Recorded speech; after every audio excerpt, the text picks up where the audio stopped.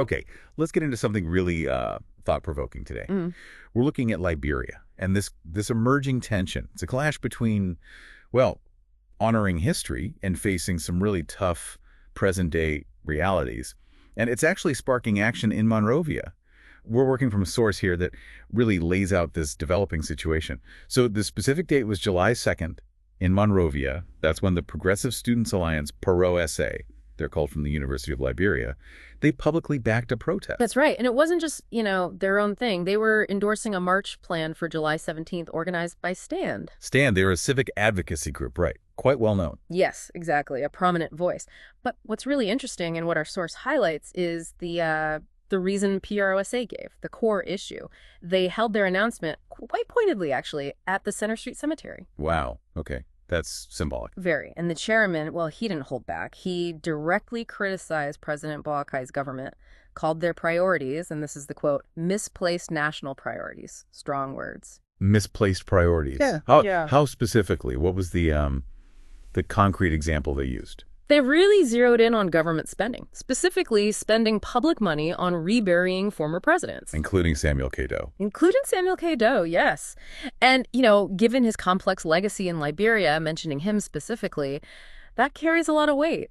And PRSA drew a really sharp contrast. The chairman emphasized that while the government is funding these elaborate reburials, many ordinary Liberians reportedly are struggling, so much so they can't even afford basic funeral costs for their own families. Oof, that's a powerful comparison. It is. He basically argued, look, honoring past leaders is one thing, but it shouldn't mean ignoring the suffering happening right now. It really frames it as a stark choice about where resources go. That really highlights a fundamental tension, doesn't it? Yeah. Honoring the past versus, well, alleviating present suffering. Yeah. It's a dilemma many places face, I suppose.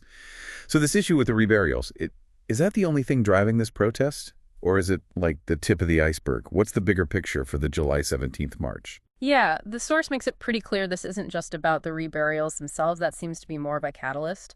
The march itself is meant to spotlight a whole range of issues. Such as?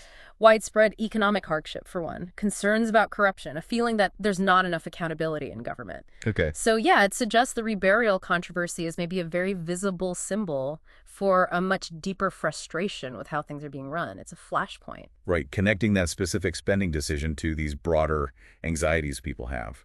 Makes sense. And what about support for this protest?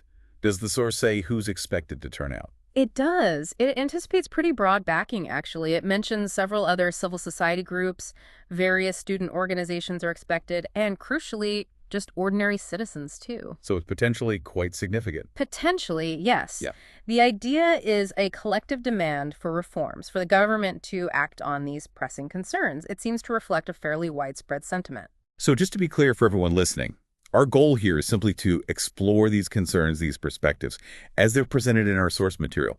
We're looking at the issues raised, resource allocation, societal values, but, we're not taking sides. We just want to help unpack the information. So thinking about this, we really explore this core tension, right, as articulated by these groups in Liberia. It's that difficult balance. Yeah.